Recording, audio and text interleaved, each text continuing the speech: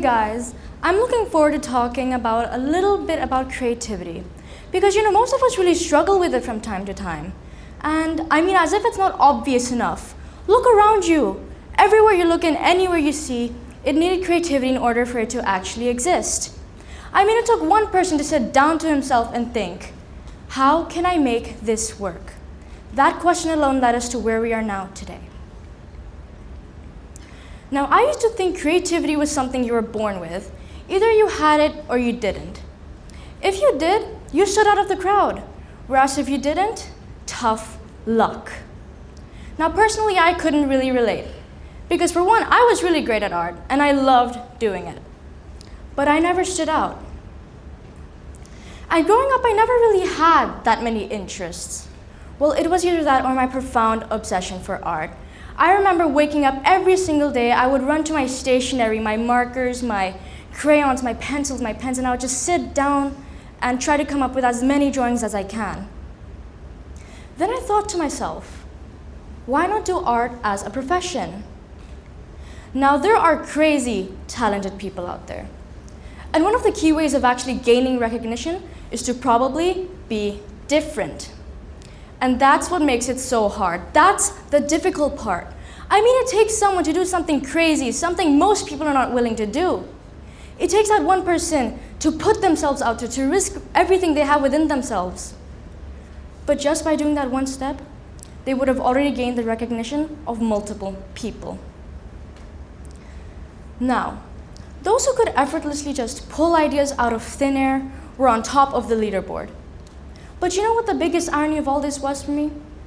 Was that even though I was passionate about what I loved doing the most, I still compared myself to those who seemed effortlessly creative.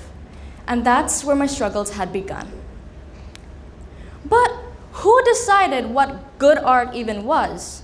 I mean, the more experienced we became, the more mature, and the more we grew up, we started believing that there was a correct way to be creative, as if it relied on rules, standards, structures, as if it needed to be assessed or even the slightest bit critiqued. We stopped experimenting and we started performing, trying to find right answers, logical explanations, and things that actually made sense to us, instead of finding ideas or our own innovative thoughts. There's actually evidence for this. Inevitably, there's evidence for everything. NASA's Divergent Thinking Test. You may have heard of it, you may have not. But originally, this was developed by a guy who went by the name of Dr. Land. And so how he carried this experiment out was he had two groups. One had the kids, the children. The other had the adults.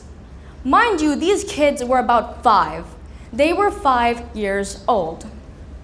And despite the huge age gap, results were rather intriguing because about 98% of the kids were seen as genius-level creativity. Now, for the adults, it was a whole new reality because they scored about 2% of that level. Creativity, instead of being a subject where you self-express and find your inner self, becomes a debate. A debate where your thoughts, your feelings, the way you think, and your own doubts. And so the joy that kids find in making art or doing anything that interests them slowly starts to get overruled by expectations, by responsibilities, by the need to be successful, and especially by fear. This isn't lack of creativity, this is fear. Now, what if creativity wasn't limited on just physical properties? What if creativity wasn't limited on just hands alone? And what if it began much earlier? Before the next big painting, before the next music, before the next act, before the next performance, and even the next idea any one of you guys could think of. Because creativity lies within all of us. It lies within how we think, how we feel, how we imagine, how we communicate, how we deliver messages, and how we form one idea to another. But before we allow creativity itself to become visible, whether it be on a piece of paper, a canvas, on stage, or on performance. It needs to exist as a process within us. And in order to understand that process, we need to look back somewhere unexpected. Not where all art relies, not in art itself, but where all creativity initially begins. Picture this. When we talk about objects or day-to-day items or things, we usually compare them with ourselves to get a sense of what feels too vast to understand, right? And so when we think using our brains. Our brains build new pathways inwards. They build on new connections, and we think through those connections. So the more connections we allow our brains to build, the more imaginative, the more cognitive we start thinking, the more open-minded we really become. It's why we all think so diversely, so differently. It's why our points of perspectives are different. Now, two things. They may be the most different things you may have ever heard of. Side by side in comparison, they may be the most different things. But deeply, they are simpler. Space and the brain. Now, when we talk about space, three words. It's energetic, it's vast, and it's unknown. It's a cosmic web we've only ever begun to explore the depths of what it truly holds, right? And so the more we explore space, the more questions we start asking. The more questions we ask about the universe, the more questions we ask about our place within the universe. Why do such things fall intact so easily? Why do they fall in place? Why isn't anything just collapsing? And just like that, just like the brain, it holds the same characteristics. It's not just a lump of tissue, and it's not just a lump of muscle that sits in our minds.